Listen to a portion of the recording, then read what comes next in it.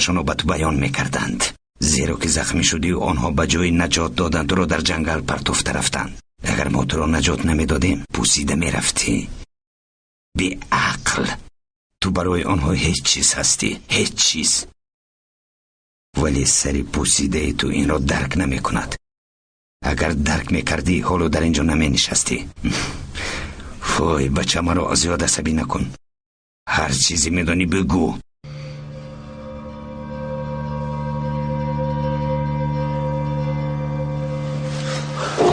لین گوش کن، مرا با دقت گوش کن. هر چیزی میدانی به خوبی بگو، وگرنه من تو را نابود میکنم و در همان قبرهای کنده‌ات میگرانم. من تو را در همان چقوری‌های کنده‌تان گرانده میترکانم. نمیتوانی.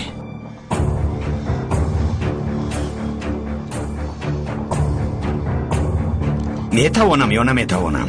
نمیتوانی.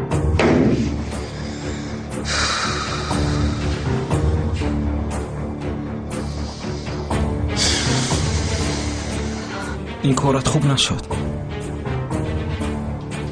بیایید بچه ها، ما بیرون براییم، چون که این طرفش را نباید بینیم.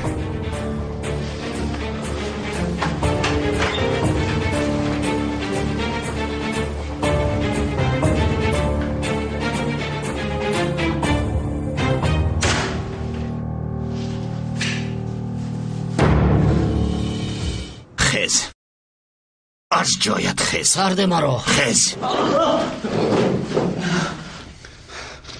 چند روز پیش با گناهی تو بر این رزیل دوستی من شهید می شد. من تو رو نابود میکنم، نابود میکنم. نپران، ایستا میگویم، همش رو میگویم. خیز، خیز، خیز، خیز، خیز، خیز. بشین.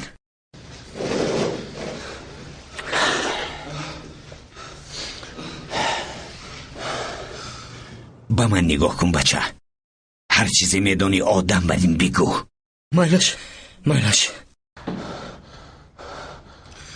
راه براتون کیست؟ ایواز جنجی. آن پلید شما را باز با سلاح تامین میکند.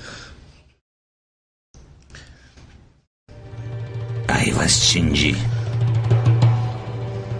شما این نام های بیمعنی را از کجاها میابید؟ به همه شما تخلص ماندن لازم. بی عقل ها. ایواز جنجی کیست؟ اون نام ندارد مگر؟ دارد ولی من نمیدانم. با سلاح‌های گروه او جواب برست. شما هم میدونید. نقشه حمله را او کشید. او دیر باز نمی نموید. وقتی که شما پیدا شدید تمام راهبران یک گم شدند.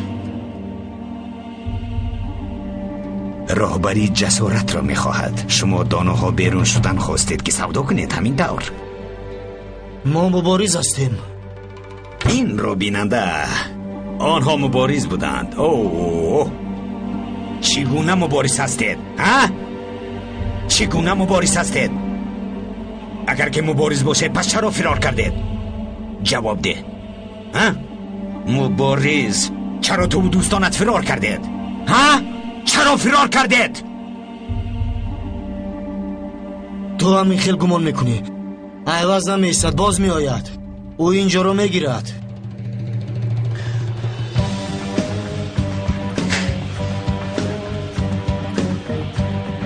عوض می آمده است. بگذاراید. بعد میبینیم. خاطر نشو. بگو شما باز در کجا بمب خام مانده اید؟ بگو وگرنه من تو را پره کرده بالای میز میگذارم. مرا شنیدی؟